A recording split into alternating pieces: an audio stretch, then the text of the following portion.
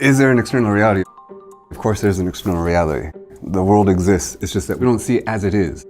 We can never see it as it is. In fact, it's even useful to not see it as it is. And the reason is because we have no direct access to that physical world, other than through our senses.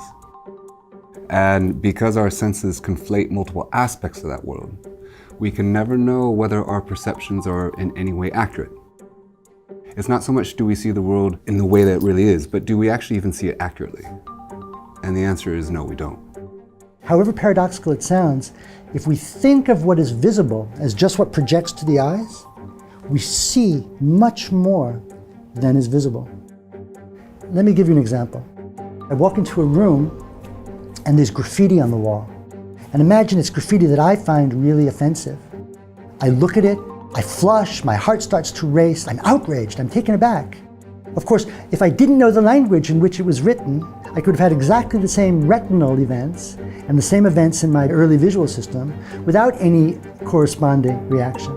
Much more shows up for us than just what projects into our nervous system.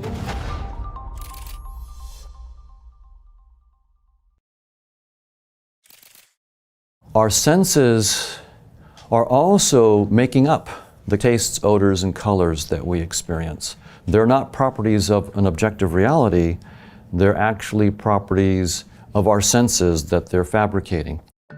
By objective reality, I mean what most physicists would mean, and that is that something is objectively real if it would continue to exist, even if there were no creatures to perceive it. Colors, odors, tastes, and so on are not real in that sense of objective reality. They are real in a different sense. They're real experiences. Your headache is a real experience, even though it could not exist without you perceiving it. So it exists in a different way than the objective reality that physicists talk about.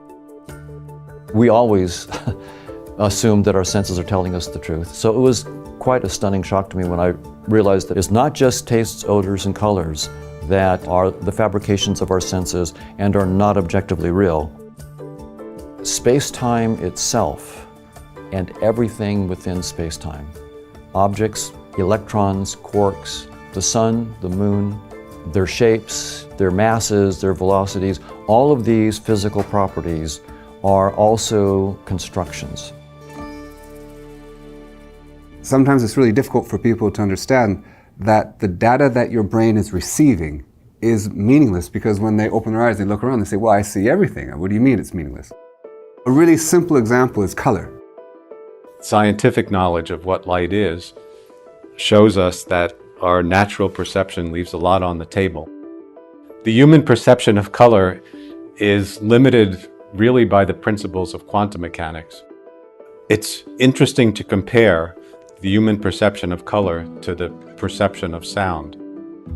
When you have two pure tones together, like a C and a G, a simple chord that's a fifth, if you hear that, you can hear the separate tones even though they're played together, and you hear a chord, you can also sense the separate tones. Whereas with colors, if you have two different colors, say spectral green and spectral red, and mix them, what you see is not a chord where you can see the distinct identities preserved, but rather an intermediate color. In fact, you'll see something that looks like yellow.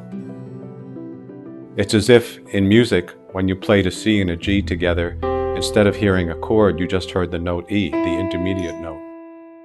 So at this most basic level, we don't represent even the information we're getting in any accurate way.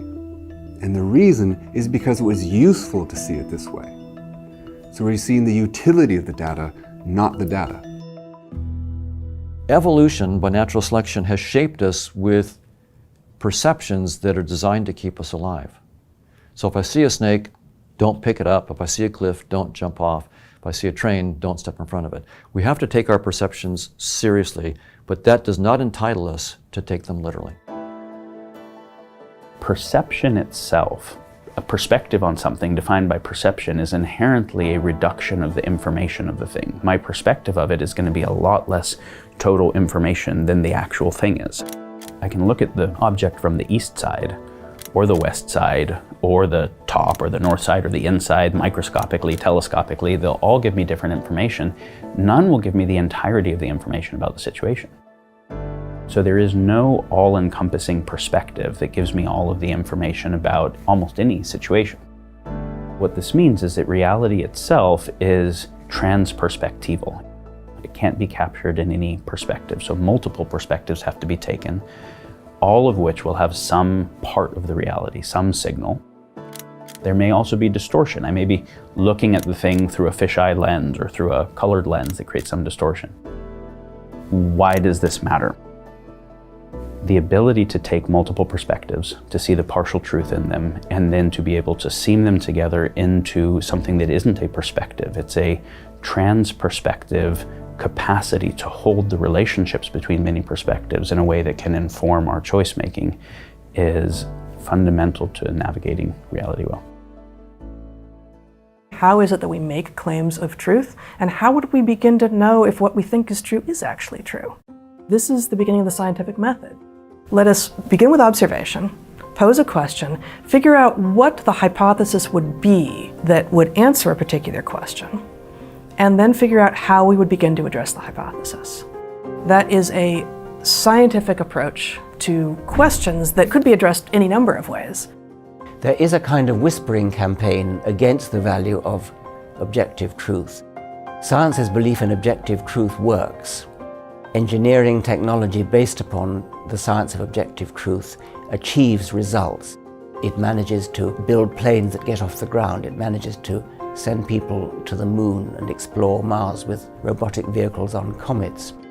Science works. Science produces antibiotics, vaccines that work. So anybody who chooses to say, oh, there's no such thing as objective truth, it's all subjective, it's all socially constructed, tell that to a doctor, tell that to a space scientist. Manifestly, science works, and the view that there is no such thing as objective truth doesn't. When you write down the theory then becomes your teacher. It becomes smarter than you in a way.